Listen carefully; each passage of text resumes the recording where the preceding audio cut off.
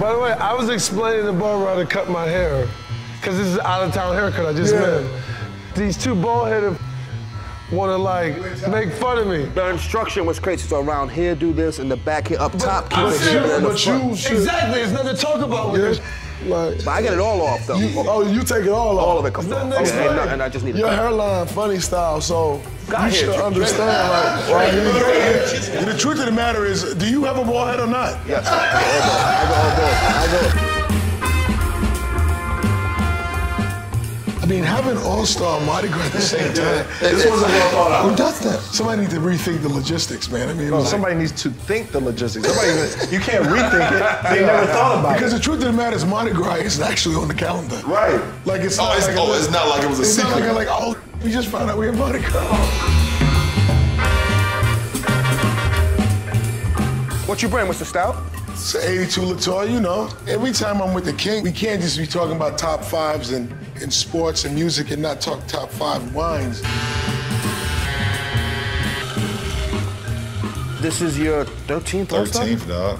This is my 13th All-Star appearance. This is my 14th All-Star weekend. Does that bug you out? You know what bugs me out is I'm the oldest person in the game. That's why I'm bugged out.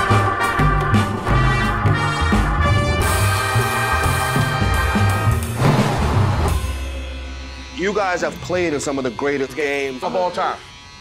Do you know when you're in it? Right. That holy, like we're in it, or are you just lost in the game? You don't know. You don't know. No, you don't know. No? You're just playing. Like you don't know at that point in Game 7, like yo, this is about to be one of the greatest Game 7s ever. Like you don't know this block about to happen. Like you don't know. You're just hooping.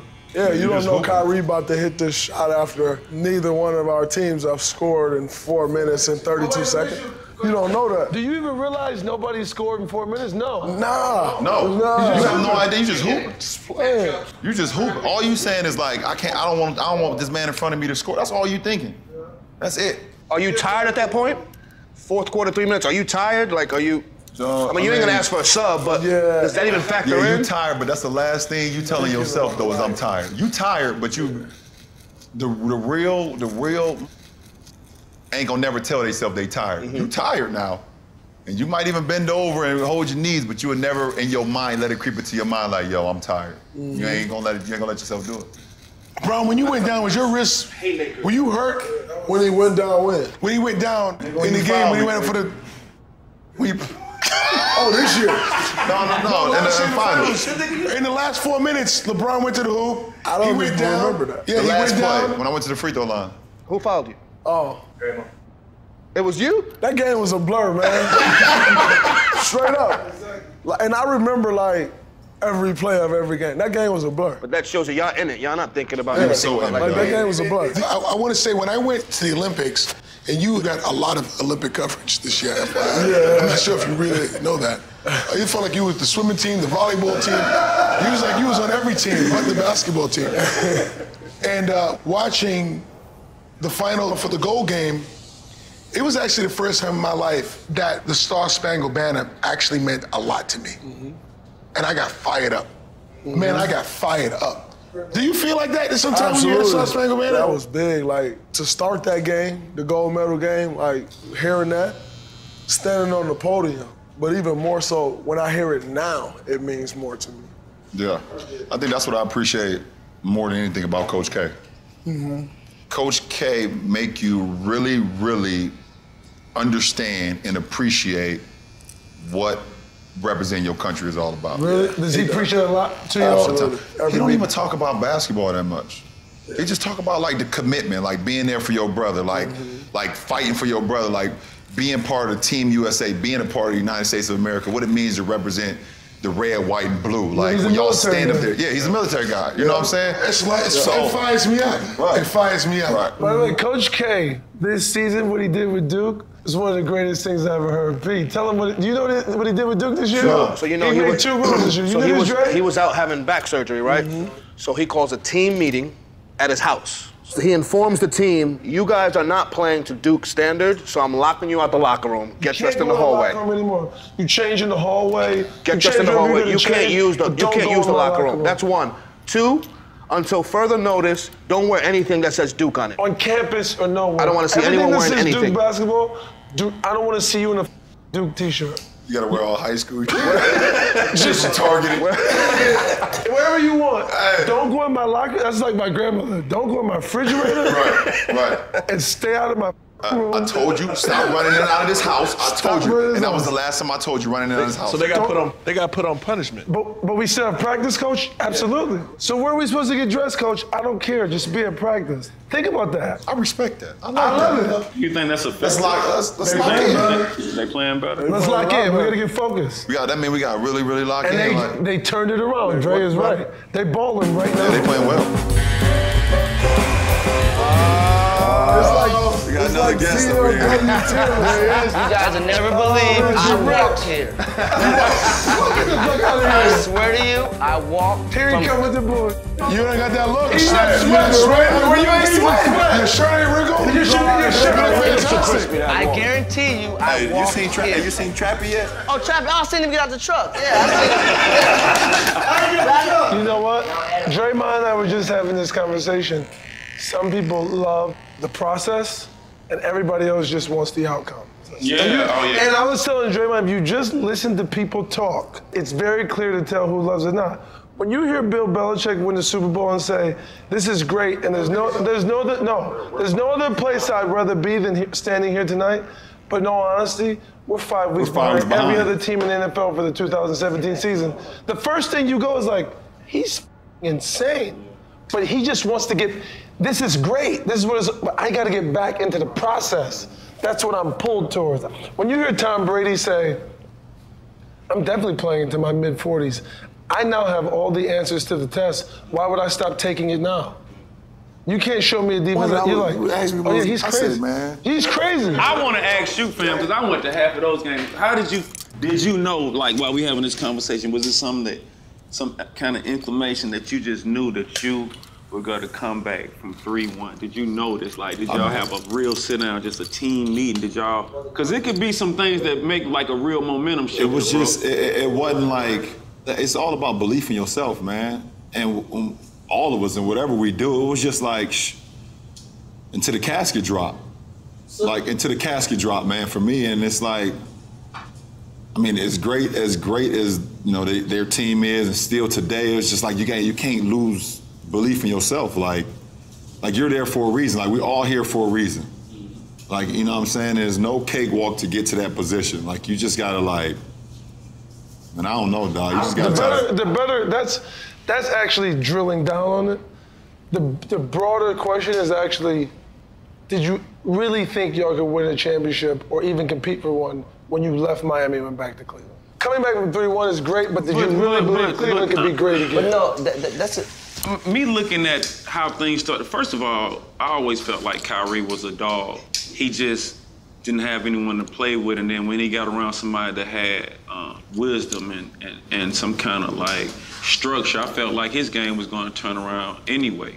You got a lot of players that I see that basically are playing because they love the game, but they know they're not going to win, so it's still like a little piece of their game that we haven't seen yet because it hasn't been opened up yet. You know what I'm saying? Like, if you put certain players on teams where they can actually compete, you will see stuff that we already knew Kyrie was dope, but when he got around, bro, he was able to open up a little bit. That's the hardest thing. But there's no guarantee that happens, Chainz. That's the hardest thing in our league to kind of like judge a player. You never know what's gonna happen, exactly. Yeah, and we fall into it a lot because you be like, I don't want him. He's in 7 years, he's never played in one playoff game. I don't really want him. Like, and I'll say that, or I'll be like, I don't really know what he would do for it. Like, I don't like his attitude. But it's like, you never know because a change of scenery and a change of, it can change a whole lot, like, for a guy, you know what I'm saying? Let me give you the other side of that. In business, you say, Dre? Hold on, in business, you look at people's resumes, and nothing in their resume, you see Google, you see this place, you see that place, you see whatever industry you're in, you're looking at skill sets, but nothing in their resume talks about work ethic. And everybody gets credit for that they didn't do. We all do. Right? That's part of the thing. You were part of a team, you're part of a thing.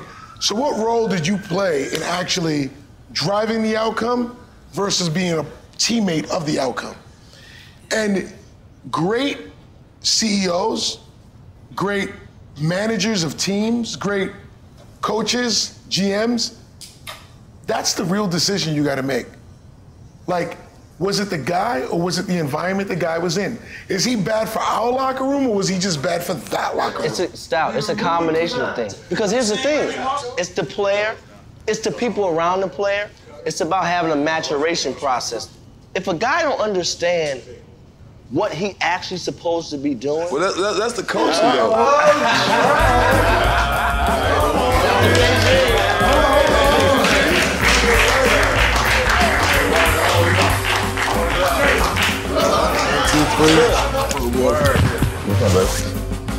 What's up, Chainz? Sorry about that loss, man. Man. Oh, we love you. Your shoes are a little too tight, baby. What? I can still run.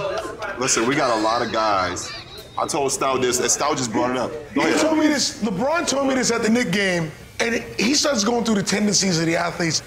But the thing that was most important, he's like, these guys are running around, and they have no idea what their roles are.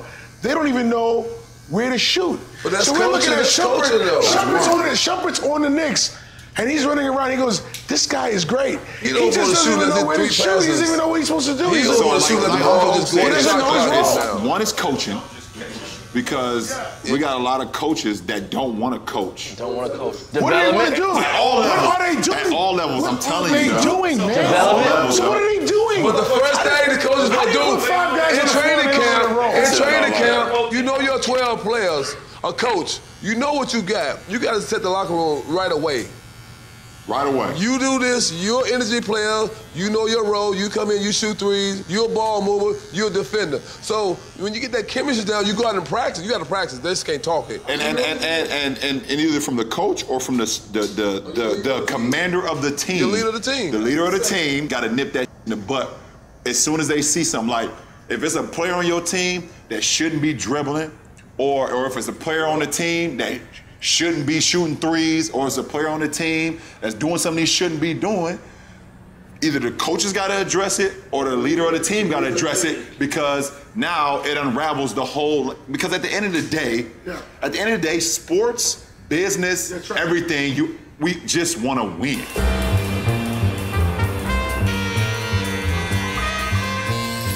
Specifically to Dre, Bron, and Uncle Oak, you're telling me there are players that play in the NBA that professional players that don't know their role? I'll take it one step further. There's a lot of players in the NBA that don't know how to play basketball. They don't, and they in the NBA do not know how to play basketball. But they can play basketball. Yeah. I know how to play basketball. I can't play. There's guys on high level making millions. There's some on the All-Star team right now. On the All-Star team. Wow. They have bad efficiency. This is what it is. Hey, volume shooters.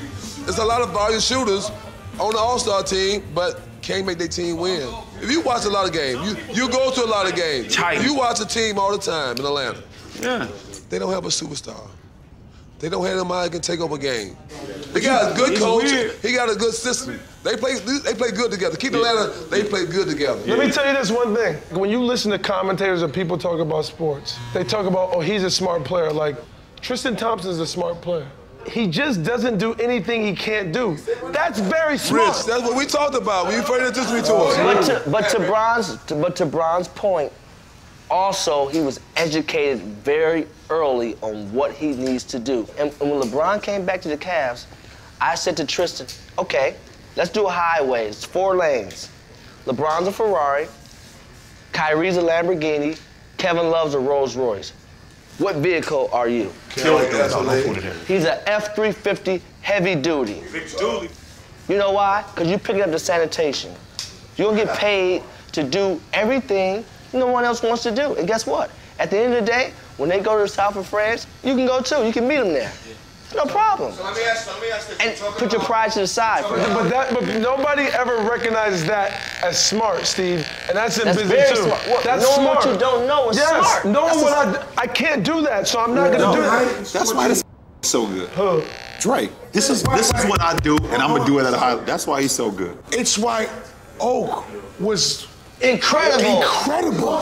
Listen, these two guys are like carbon copy of each other, and Oak and Dre is carbon copies of what the league is today and the league at daytime. This is what we do. We're gonna do it at a high level, and I'm gonna do it better than you at what I do. And these guys took it a step. These two guys took it one step further. You on my team? You shoot and make threes. If you don't shoot and make threes, we're gonna have to talk about it. Dre, you be on the flop. Like, you know what I'm saying? Oak would do that. Like, you're supposed to get 25. If you don't get 25, we gotta talk about this, bro. I'm rebounding. Why ain't you getting 25? Because now you might make my job a little bit harder. Y'all do all the score. We do all the, rebound, send picks, and make sure y'all okay. PR, you want to take it a step further? Guys don't watch basketball. Oh, I hate that. You play in the NBA, it's a Thursday night on TNT, and you're not watching the game. I watched a Division II college basketball game on ESPNU yesterday and made my wife watch it with me. I swear to God, this team that I watched, they ran flex for 40 straight minutes. For 40 straight minutes, they ran flex the whole game. They won 45-39. I'm not naming the school. They won 45-39. They ran flex for 40 straight minutes, dog. I swear to God. Let me ask you this. And have you come across guys in the NBA who don't even know what a flex cut is? Oh, what? What? Man. It's easy. I don't know I learned to flex in 7th grade basketball. I can run it right now. Yeah, but you. All it is a baseline cut with a down screen. Yes, but Get out, opposite side. Here's the thing, though. You've seen guys get turned around all the time. If you run it over and over, you actually get a decent shot. You get a great shot. So like what Oak's saying, it all comes around to coaching.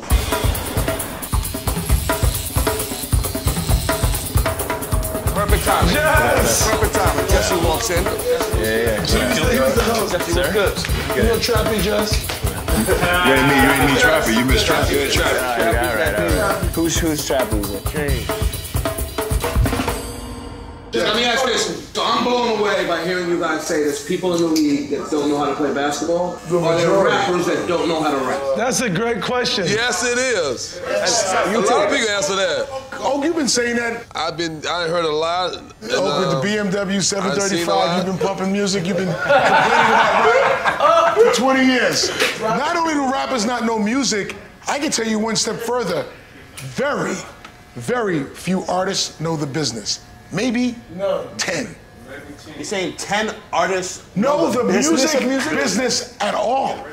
They don't know anything. They don't know where the money comes from. They can't follow the money.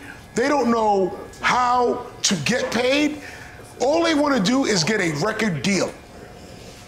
And it's the beginning and the end of their career. But that's the dream, though, Stout. You know that, been in the game so long, the dream is to get signed. Like, I try to preach that, signing yourself to somebody, you basically, setting yourself up for enslavement or whatever it is. So I try to preach independence. But coming up, when you see 50 get a deal, when you see Hope, when you see whoever get their deal, Cashman, whatever, it's like that sets yourself apart from everybody else that's doing the same thing in your community.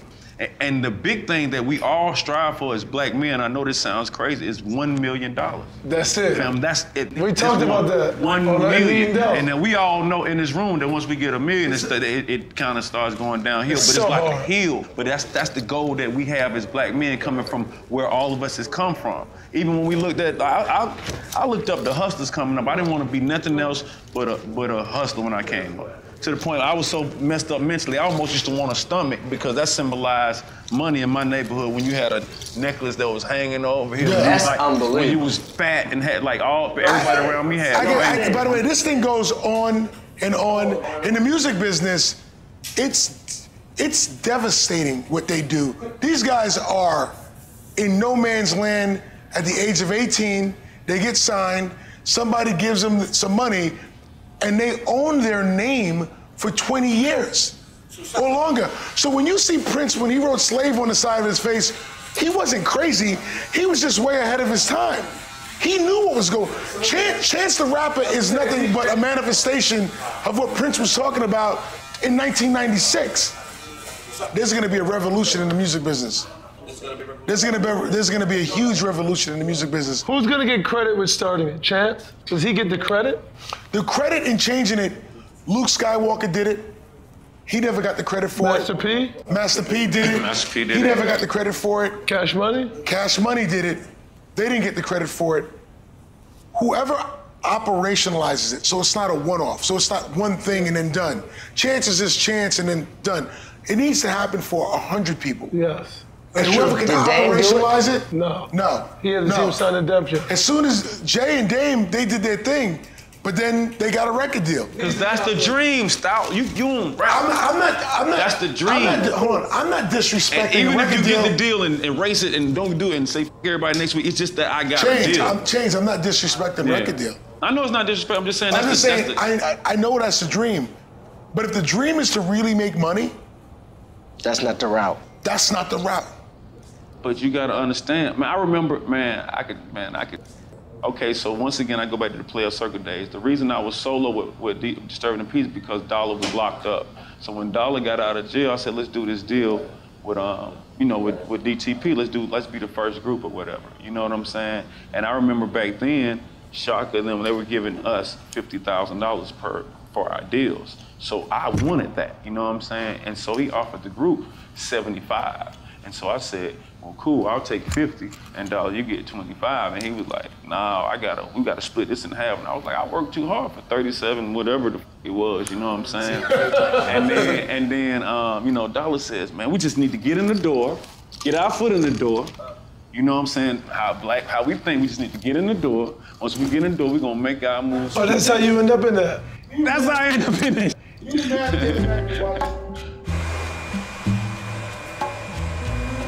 You're the only artist in the shop right now, right? Am I music artist? What's the first emotion or what's that feeling when you hear your name on wax, someone coming at you? What's that thought process? You have to have heard someone come at you. Has somebody said your name on the track before?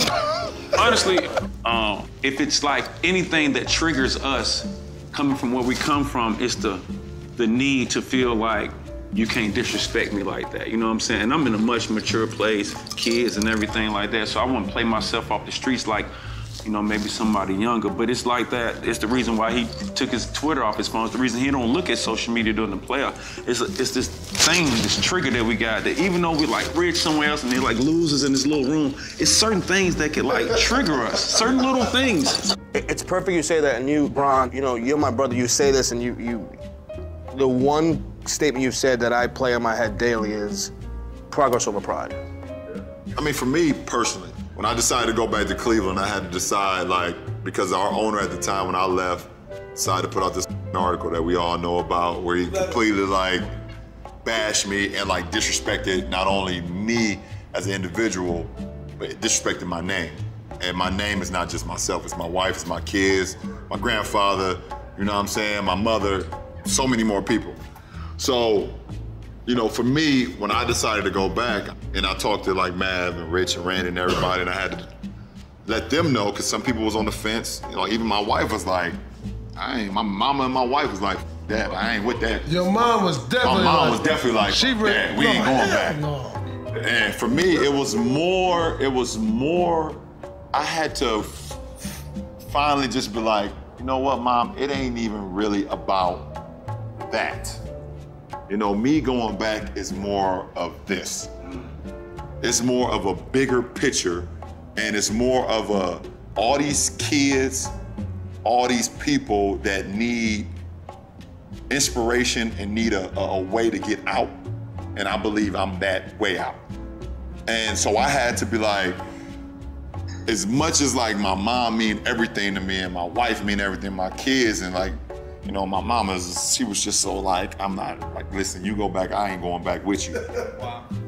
She I'm staying in Miami, or I'm going somewhere else, you send me somewhere else. I had to be let's not worry about the small, let's worry about us trying to build something that's bigger than our name.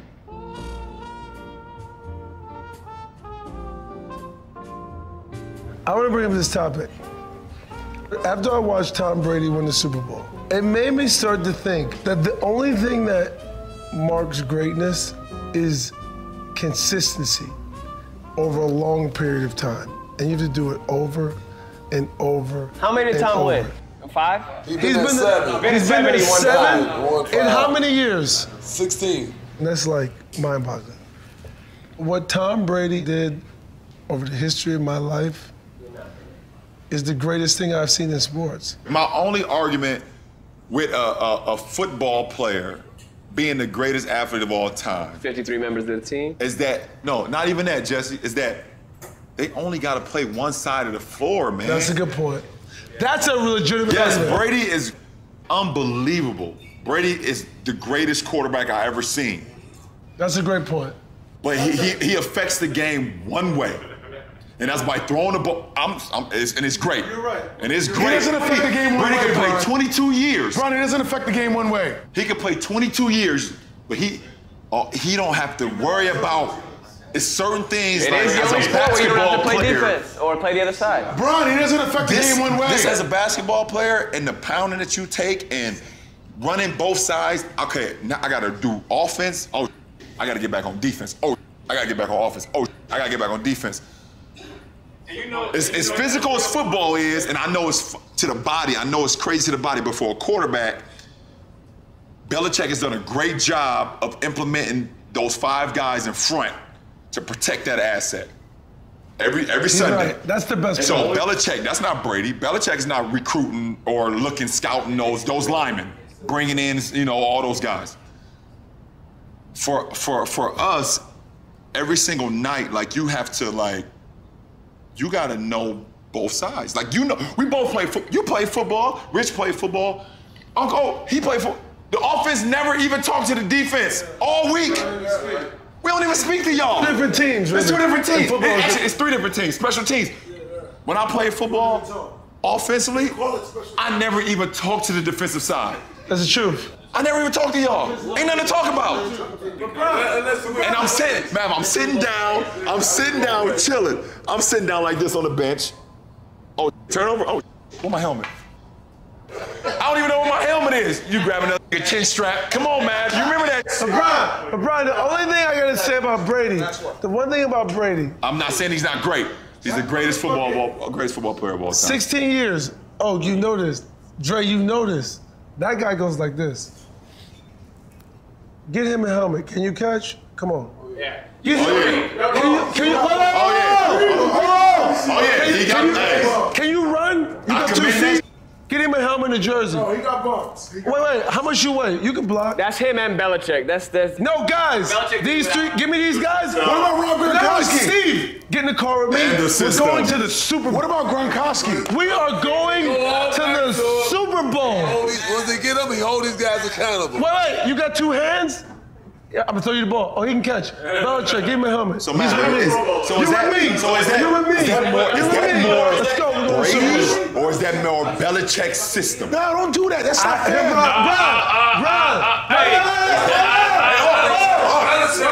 That's more Belichick's stance. Matt Castle did that too.